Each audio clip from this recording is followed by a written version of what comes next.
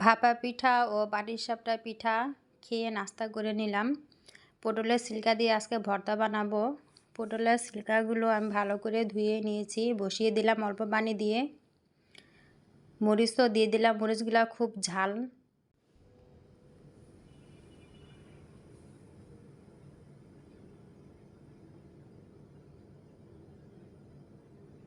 এই তো বলক চলে এসেছে। অল্প পরিমাণে লবণ দিয়ে দিলাম, ঢাকনাটা দিয়ে দেব।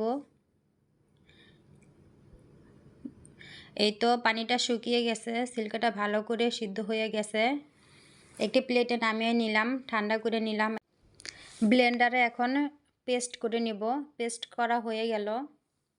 ফ্রাই প্যানে তেল দিয়ে দিলাম, 3টা শুকনো মরিচ ভালো করে ভাজবো এবং সাথে কালিজিরাও দিয়ে দিলাম। ভালো করে ভেজে নেব। পেঁয়াজ কুচিগুলো বাদামি রঙের করে ভেজে নেব। কে কোথা থেকে দেখতেছেন কমেন্টের মাধ্যমে জানাবেন এবং ভর্তাটি কেমন হয়েছে জানাবেন। অল্প পরিমাণে পানি দিয়ে দিলাম।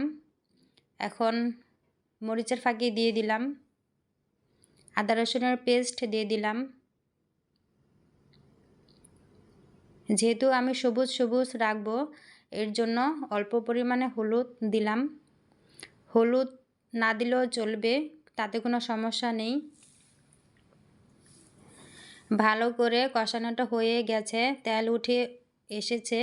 এ পর্যায়ে আমি পেস্ট করা পটলের সিল্কাটা দিয়ে দেব।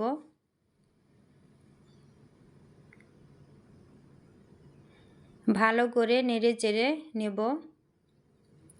আপনারা এই শীতে 1 প্লেট ভাত এই ভর্তা দিয়ে অনায়াসে পেট ভরে খেতে পারবেন।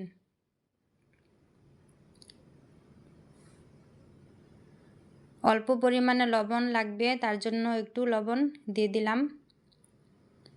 দিয়ে দিলাম ধনিয়া পাতা কুচি। ভালো করে মিশিয়ে নেব। তৈরি হয়ে গেল আমার সুস্বাদু ভর্তা।